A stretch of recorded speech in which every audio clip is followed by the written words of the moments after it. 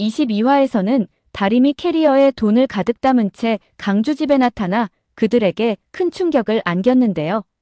다림이는 강주에게 전화를 걸어 지연에게 62억을 전달하고 사죄를 하겠다고 말합니다.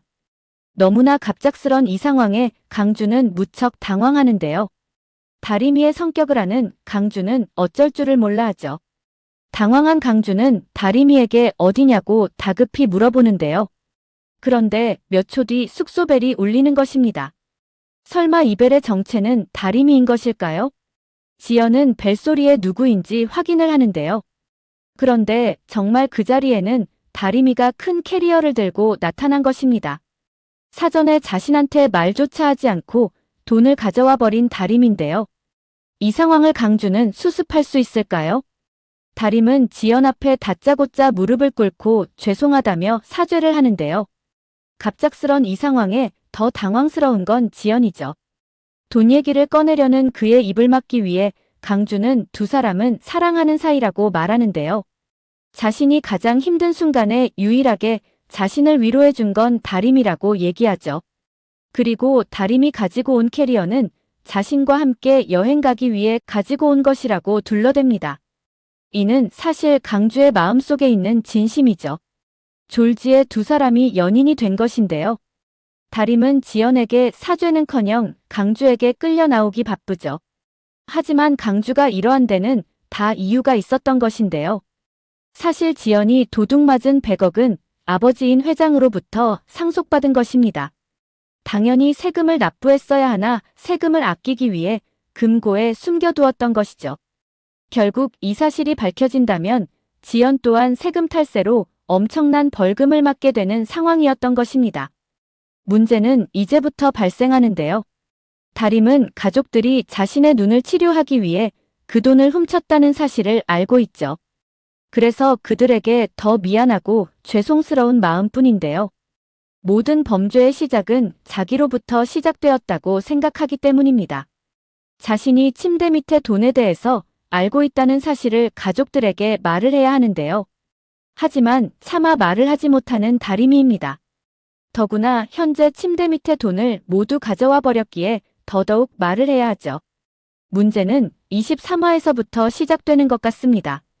23화 예고를 보면 만득이 침대 아래 숨겨진 돈이 사라진 걸 목격하게 된다고 되어 있죠. 그리고 만득이 충격에 쓰러지고 결국 중환자실에 실려가는 걸 볼 수 있습니다. 혹시나 하는 마음에 침대 밑을 확인한 다림은 할아버지가 돈 때문에 쓰러졌다는 사실을 알게 되는데요. 하지만 다행스럽게도 만득은 깨어나는 듯 보이죠. 그리고 다림이 모든 진실에 대해서 이야기하는 듯 보이는데요. 착한 심성을 가진 다림은 할아버지에게 미안하고 고맙다라고 말을 하죠. 만득은 다림이 눈이 잘 보이면 그걸로 됐다라고 말하며 걱정하는 다림을 안심시킵니다. 과연 23화에서는 어떤 전개가 이루어지게 될까요? 만득이 혹시 경찰에 출석을 해 조사를 받게 될까요? 하지만 그렇게 스토리 전개가 이루어지지는 않을 것으로 보이죠. 아마도 만득은 다림이에게 경찰에 자수하겠다라고 말할 수 있을 것 같은데요. 그리고 자신이 저지른 죄에 대해 벌을 받겠다고 말하죠. 하지만 다림이는 강주가 자신에게 들려준 세금에 대한 이야기를 하지 않을까 싶습니다. 만득이 자수를 하게 되면 그들 또한 탈세 혐의로 위험해질 수 있다고 말이죠.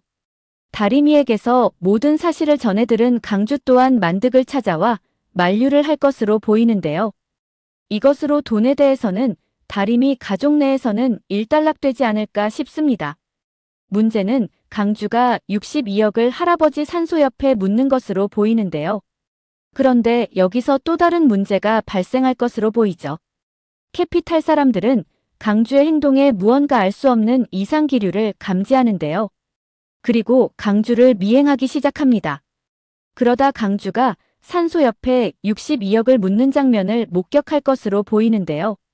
이 돈은 또다시 캐피탈 사람들에 의해 사라지게 되지 않을까 싶습니다. 또 다른 예고편에서는 다림이 강주를 위로하는 것으로 보이는데요. 두 사람이 사귄다는 사실을 알게 된 지연이 다림을 찾아오죠. 아마도 두 사람을 헤어지게 만들려고 협박하기 위해 찾아온 것으로 보이는데요. 그런데 오히려 다림이의 말에서 위로를 받고 돌아가는 것이 아닐까 생각됩니다.